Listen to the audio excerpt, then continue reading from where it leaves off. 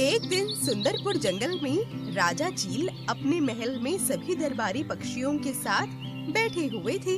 अपने राज्य के बारे में वो चर्चा कर रहे थे। तभी वहाँ पर कालू कौआ और पीलू पोपट लड़ते हुए आ जाते हैं। हे राजा, हमारा न्याय कीजिए, ये पीलू पोपट मेरी थैली ले गया है। अरे रुको रुको, पहले तुम लोग बताओ तो कि पूरा माजरा क्या है। अरे मैं बताता हूँ सरकार। मैं अपनी तेल की दुकान पे बैठा हुआ था, तभी ये कालू कौआ तेल लेने वहाँ पर आ जाता है। मैंने तेल लेके कालू कौए को दे दिया और पैसे लेके अपने दूसरे काम करने लगा। तभी ये कालू कौआ मेरी नजर से छुपा के पास पड़ी थैली लेकर जाने लगता है। जब मेरी नजर उस थैली पर पड़ी तो मैंने इससे ये थैली वापस करने को कहा, तो मुझसे कहता है कि अरे ये थैली तो मैं घर से लाया हूँ।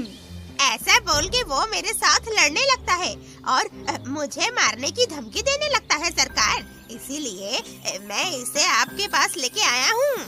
ठीक है, अब तुम बताओ कालू कौआ, क्या हुआ था? अरे ये पीलू पोपट झूठ बोल रहा है सरकार। दरअसल मैं मच्छी का धंधा करता हूँ और अपनी मच्छी के लिए तेल लेने गया था। 2 थैली लेके गया था मैं। जब पीलू पोपट ने मुझे तेल दिया तो मैंने एक थैली में तेल रखा और दूसरी थैली वहाँ से उठाकर अपने घर की ओर जाने लगा। तभी ये पीलू पोपट की नीयत बिगड़ गई और मुझसे मेरी थैली छीनकर लड़ाई करने लगा सरकार। आप दोनों में से किसी के पास सबूत या गवाह हैं जो इस बात को साबित कर सकें कि कौन सही है कौन गलत? नहीं महाराज। हाँ, मेरे पास भी कोई सबूत नहीं है। तो आप दोनों का मामला बहुत पेचीदा है। मैं अपने दरबारी पक्षियों से बात करके आपको फैसला जल्दी ही सुनाता हूँ। ऐसा बोलकर राजा चील अपने दरबारी सदस्यों से बात करने लगते हैं। मीनू मौसी, आपको क्या लगता है ये थैली किसकी होगी और कौन झूठ बोल रहा है? अरे मुझे तो ये कालू कौआ झूठा लग रहा है। तभी वहाँ दरबार में बैठी मोनू चिड़िया बोलती है, नहीं, मुझे तो ये पीलू पोपट पे शक हो रहा है। ये थैली जरूर कालू कौवे की ही है।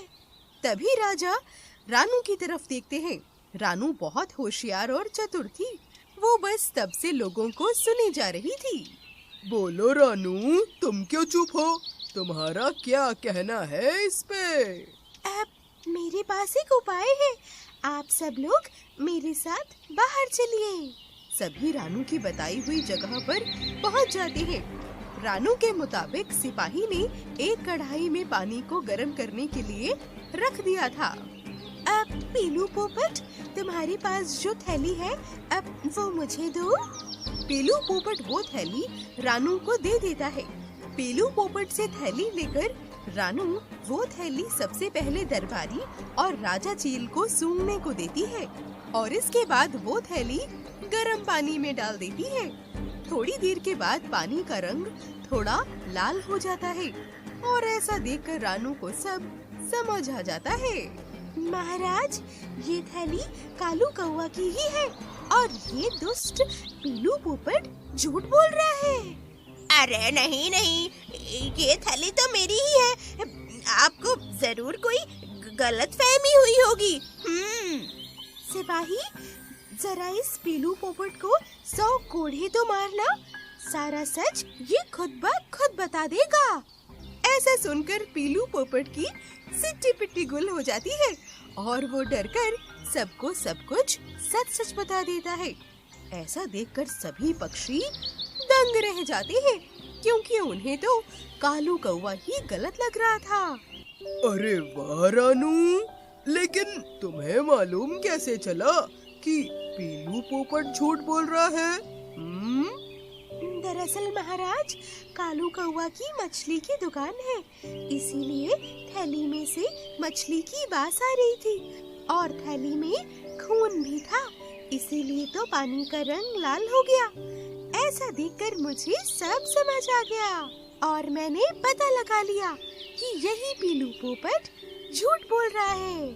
ऐसा सुनकर राजा चील रानू की चतुराई से बहुत खुश होते हैं और उस लालची पोपट को कारावास में डाल दिया जाता है। सभी पक्षी राजा चील का न्याय देखकर बहुत खुश हो जाते हैं और सुंदरपुर में खुशियाँ वापस से आ जाती हैं। तो दोस्तों, कैसी लगी आपको हमारी कहानी? अगर कहानी अच्छी लगी हो तो इस वीडियो को लाइक करना, इस चैनल को सब्सक्राइब करना और हाँ, कहानी अपने प्यारे प्यारे दोस्तों के साथ शेयर करना तो बिल्कुल मत भूलना। मैं जल्दी मिलूंगी किसी नई कहानी, नई सीख के साथ। तब तक के लिए बाय। सुंदरपुर नाम का एक जंगल था। जंगल में खूंखार चील रहा करता था। वो चील बहुत ही दुष्ट था। वो अपनी भूख मिटाने के लिए हर रोज किसी न किसी बच्चे को मार डालता था। पूरे जंगल में खूनी चील का मानो आतंक था। सभी पक्षी उससे बहुत डरते थे। वहीं दूसरी ओर जंगल में रानू नाम की एक चिड़िया रहती थी। रानू का बहुत अच्छा दोस्त काला कौवा था। एक दिन दोनों साथ बैठकर बातें कर रहे थे। अरे, कैसे हो कालू भैया? अरे, मैं तो बहुत ही बढ़िया हूँ। तुम बताओ, तुम कैसी हो? बहुत दिनों के बाद मिल रही हो। कोई परेशानी है क्या? कालू भैया, मैं जरा अपने बच्चों को लेकर परेशान हूँ। अरे, लेकिन क्यों? ऐसा भला क्या हो गया?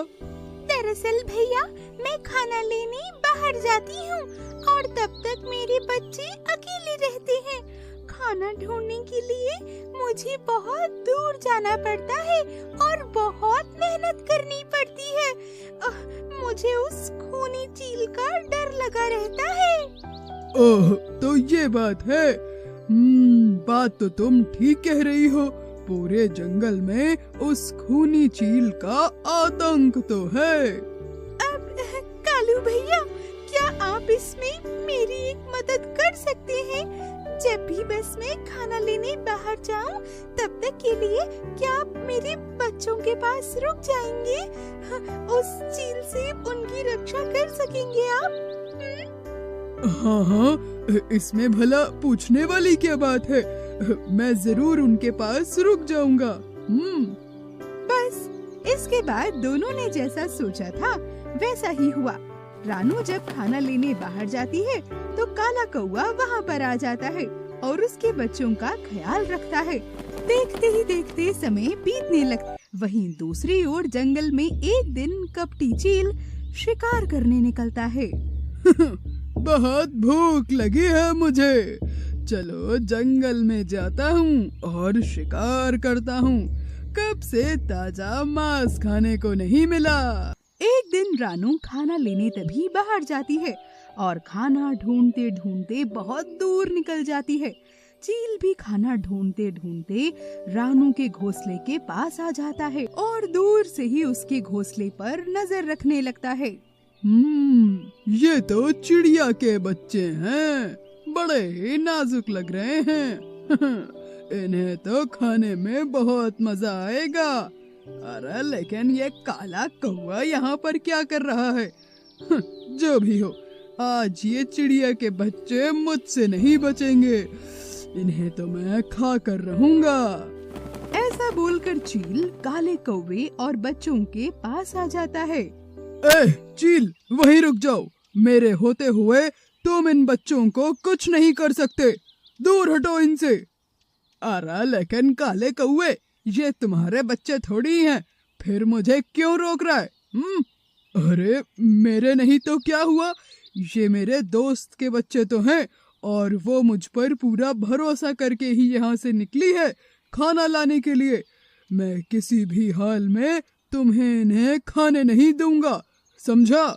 अरे, तो मैं तुम्हें मार के फिर इन्हें ले जाऊंगा। और ऐसा बोलकर चील काले कौवे पर हमला कर देता है। दोनों लड़ाई करते हैं और चील कौवे को मार मार कर घायल कर देता है और नीचे गिरा देता है और दोनों बच्चों को लेकर वहां से चला जाता है। थोड़ी देर में रानू जब वापस आती है तो देखती है।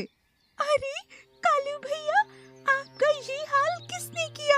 और मेरे बच्चे वो कहाँ गए? कौन ले गया उन्हें? जो कुछ भी हुआ था काला कौवा दुखी होकर उसे सब कुछ बता देता है और ये सुनकर रानू बहुत जोर जोर से रोने लगती है। वो कपटी चील मेरे बच्चों को पता नहीं कहाँ लेकर गया होगा। मेरे बच्चे पता नहीं किस हाल में होंगे। मुझे जल्दी ही उनके पास पहुँचना होगा। अरे रानू बहन, वो तुम्हारे बच्चों को अपने घोंसले पर ही ले गया होगा। तुम भला अकेली उसका मुकाबला कैसे करोगी? वो तुम्हें भी मार कर खा सकता है। लेकिन मैं हाथ पर हाथ रखकर भी तो नहीं बैठ सकती। मुझे कुछ तो करना ही पड़ेगा ना अपने बच्चों के लिए। और फिर दोनों लोग सोचने लगते हैं। तभी रानू को एक युक्ति सूझती है। अब कालू भैया, मेरे पास एक युक्ति है। बस मैं जैसा कहती हूँ आप वैसा करते जाइए।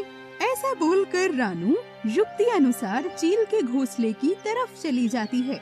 काला कौवा भी रानू की बताई हुई जगह पर चला जाता। चील का घोंसला एक बड़े से पेड़ पर था। चील वहाँ बच्चों को ले जाया करता था।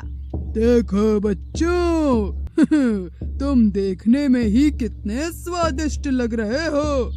मन करता है कि सबको एक साथ खा जाऊं, लेकिन ऐसा नहीं करूंगा। रात को सबको पकाऊंगा एक साथ और तब खाऊंगा। खाने में बहुत ही मजा आएगा। इतनी देर में तभी रानू वहाँ पहुँच जाती है। ए चील, सुन, मेरे बच्चों को छोड़ दे, वरना तुम्हें इसकी बहुत बुरी सजा मिलेगी। छोड़ मेरे बच्चों को, छोड़। ऐसा सुनकर चील जोर जोर से हंसने लगता है। तुमको तो मैं एक ही झटके में खा जाऊंगा। तुम्हें क्या लगता है तुम मेरा कुछ बिगाड़ पाओगी? अरे कपटी चील, तू मुझे क्या खाएगा? तू तो मुझे पकड़ भी नहीं सकता। तू सिर्फ मेरे छोटे छोटे बच्चों को ही पकड़ सकता है। अगर है हिम्मत तो मुझे पकड़ कर दिखा। आओ। अब ये सुनकर चील को बहुत गुस्सा आ जाता है। वो तुरंत रानू को पकड़ने के लिए निकल जाता है। दोनों उड़ के बहुत दूर पहुंच जाते हैं। रानू एक पेड़ की तभी गुफा में चली जाती है। वहीं चील भी उसके पीछे पीछे गुफा में आ जाता है। रानू तभी दूसरे दरवाजे से बाहर निकल जाती है और योजना अनुसार रानू डोरी काट देती है। जैसे ही चील दूसरे दरवाजे से बाहर आता है तो जोर से लकड़ी का टुकड़ा चील के सिर पे टकराता है और सिर पे लगने की वजह से चील घायल होकर नीचे जमीन पर गिर पड़ता है और उड़ नहीं पाता। अरे मैं तो मारा गया। ए भगवान, मुझे बचा लो। इस चिड़िया ने मुझे फंसा दिया। चिड़िया, तुझे तो मैं छोड़ूंगा नहीं। दरअसल रानू और काले कौवे ने योजना के मुताबिक लकड़ी के टुकड़े को डोरी से बांधकर लटका दिया था और दोनों की योजना सफल होती है। दोनों चील के पास आते हैं और उसे देखकर मुस्कुराने लगते हैं। अब तुम्हें समझ में आया कि जब किसी को दर्द होता है तो उसे कैसा लगता है। तुम्हारी सजा भी यही है कपटी चील। ना जाने तुमने कितने बेजुबान बच्चों को खाया होगा। हाँ, बिल्कुल सही बात है। तुम इसी के लायक हो। जल्दी से चील के घोंसले पर चले जाते हैं और वहाँ से बच्चों को बचाकर खुशी खुशी अपने घर आ जाते हैं। दूसरी ओर सर पे चोट लगने की वजह से चील धीरे धीरे मर जाता है और जंगल में वापस से सभी लोग खुशी खुशी रहने लगते हैं।